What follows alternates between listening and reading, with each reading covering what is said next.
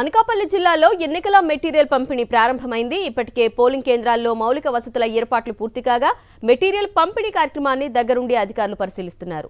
అనకాపల్లి జిల్లాలో 1529 పోలింగ్ కేంద్రాలు ఉండగా వాటిలో సమస్యాత్మక పోలింగ్ కేంద్రాలుగా 340 సెంటర్స్ ను గుర్తించారు.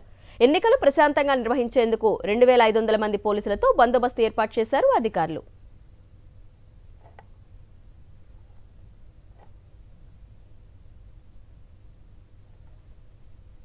అనకాపల్లి నుంచి మరిన్ని డీటెయిల్స్ మా ప్రతినిధి నాయుడు అందించడానికి సిద్ధంగా ఉన్నారు. నాయుడు, చెప్పండి, ఈ సామాగ్రి పంపిణీ కార్యక్రమం ఏ విధంగా జరుగుతుంది? అధికారులు ఎటువంటి జాగ్రత్తలు తీసుకుంటున్నారు?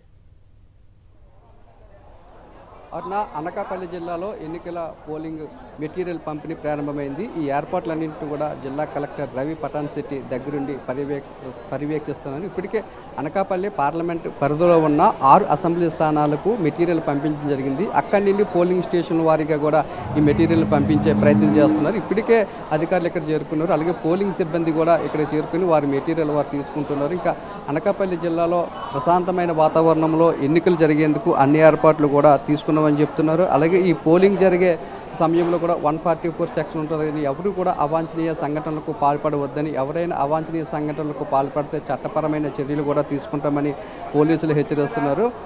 మరోవైపు జిల్లాలో 1529 పోలింగ్ కేంద్రాలు ఉండగా వాటిలో 340 సమస్యాత్మక పోలింగ్ కేంద్రాలు గుర్తించారు. అక్కడ కేంద్ర బలగాలతో కూడా బందోబస్తు నిర్వహిస్తున్నారు. ముందుగానే ఎవరైనా పోలింగ్ కేంద్రాలకు అవాంఛనీయ సంఘటనలు కలిగించినట్లయితే, పోలింగ్కి సంబంధించి ఎవరైనా అవాంతరాలు సృష్టించినట్లయితే వారి మీద కఠిన చర్యలు తప్పవని హెచ్చరిస్తున్నారు. మరోవైపు రౌడీ షీటర్లు ఎవరైనా ఉంటే వారిని ముందుగా పిలిచి కౌన్సిలింగ్ను కూడా ఇస్తున్నారు. అనకాపల్లి పార్లమెంటు పరిధిలో ఉన్న 6 అసెంబ్లీ స్థానాల్లో కూడా ఎటువంటి అవాంఛనీయ సంఘటనలు జరగకుండా అన్ని జాగ్రత్తలు కూడా తీసుకున్నామని అధికారులు ఇప్పటికే స్పష్టం చేస్తున్నారు. అనకాపల్లి జిల్లాకు సంబంధించి 12 లక్షల మందికి పైగా తమ ఓటు హక్కును వినియోగించుకోనున్నారు.